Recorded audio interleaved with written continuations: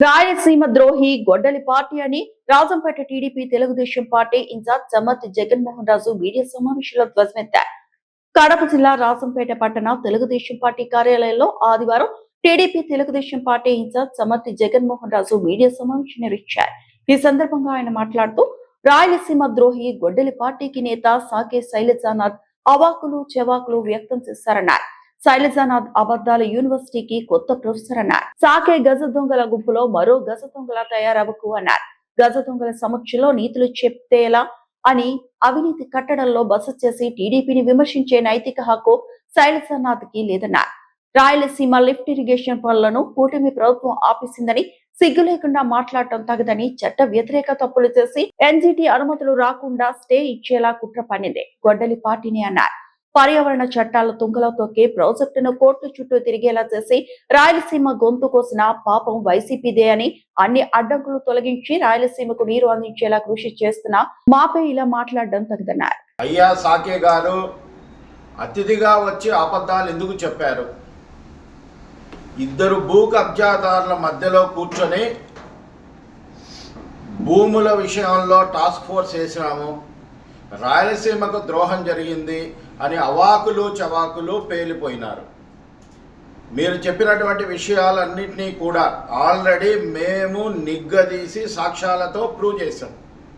కానీ పదే పదే అబద్ధాలు చెప్పి ఒక అబద్ధాల యూనివర్సిటీని నడిపిస్తున్నటువంటి వైసీపీ పార్టీ ప్రజలను నమ్మించాలంటే కనుక ఇది డిజిటల్ యుగము. మీరు చెప్పే అబద్ధాలు నమ్మడానికి ప్రజలు ఎవరు కూడా సిద్ధంగా లేరని గమనించండి.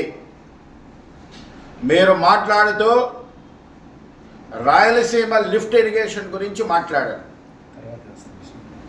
రాయలసీమ లిఫ్ట్ ఇరిగేషన్ను చట్టబద్ధంగా కాకుండా మీ ఇష్టానుసారము కట్టాలని చూసి బ్లండర్స్ చేసి నేషనల్ గ్రీన్ ట్రిబ్యునల్ ద్వారా మొట్టికాయలు వేయించుకొని ఆ ప్రాజెక్టును కోర్టు చుట్టూ తిప్పినటువంటి ఘనత మీది కాదా?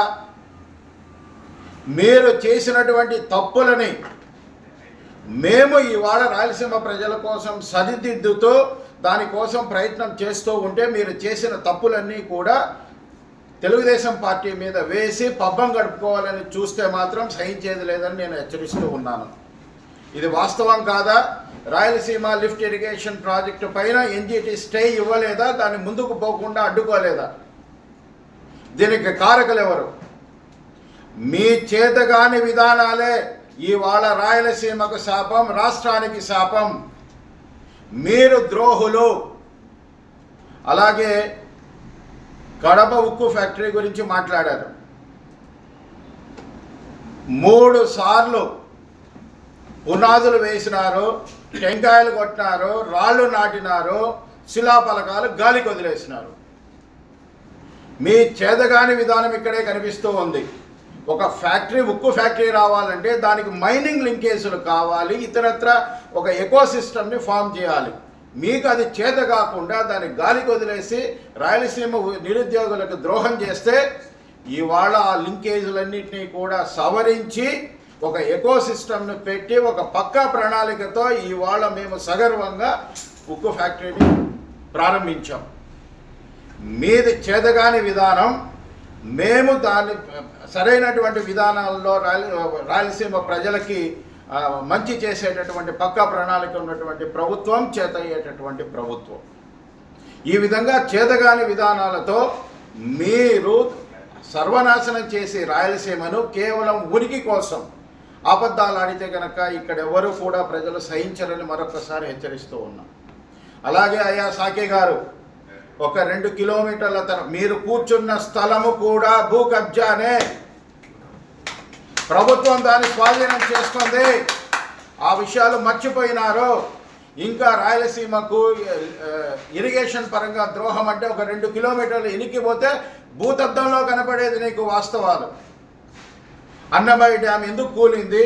అన్నమయ్య డ్యామ్ కూలిన తర్వాత మీరు ఎందుకు దానికి సరైనటువంటి చర్యలు చేపట్టలేదు? ఇంతవరకు నిర్వాసితులకు ఇళ్ళు కూడా కట్టించలేక దాన్ని ఇబ్బందులు పెట్టి టెక్నికల్గా చేతగానితనంతో ఏవో సాకులు చెబితే ఆ సాకులు సవరించుకొని దాన్ని చట్టబద్ధంగా మీరు చేసినటువంటి అబద్ధాలన్నింటినీ కూడా చట్టబద్ధంగా తీసుకురావడానికి ఇవాళకి కూడా సాధ్యపడట్లేదు. నిన్న కూడా మీరు చెప్పినటువంటి అబద్ధాల వలన అన్నమయ్య ప్రాజెక్టుకు వచ్చి విచారించడానికి మళ్ళీ టెక్నికల్ కమిటీ సిడబ్ల్యూసి మెంబర్ రాజు గారు వచ్చారా లేదా? నిన్ననే మీరు ఇక్కడ ఉండగానే వచ్చి చూసిపోయినారు 2 రోజుల ముందు. ఈ విధంగా రాయలసీమకు ద్రోహం చేసినటువంటి మిమ్మల్ని ప్రజలు క్షమించరు.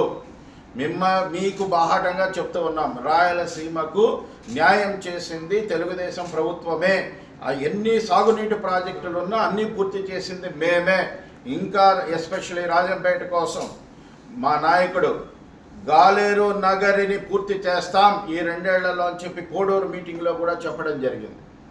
గాలేరు నగరి పూర్తయితే అన్నమయ్య డ్యామ్ కింద ఉన్నటువంటి వాళ్ళకి, పైన ఉన్నటువంటి వాళ్ళకి, తర్వాత మొత్తం ఈ రాజంపేట ప్రాంతం అంతా కూడా సస్యశ్యామలం అవుతుంది. ఆ గాలేరు నగరి ప్రాజెక్టును పూర్తి చేస్తున్నా, అందులో అన్నమయ్య ప్రాజెక్టును ఒక 2-3 టీఎంసీల స్టోరేజ్ ట్యాంకు కూడా ఉపయోగించుకొని ఎటువంటి ఇబ్బంది లేకుండా 3 కార్లు కూడా రైతులు పండించుకునే విధంగా రాజంపేట యంత్రాంగానికి సాగునీరు, తాగునీరు ఇచ్చేదానికి మేము కట్టుబడి ఉన్నామని చెప్పి మరొకసారి తెలియజేస్తూ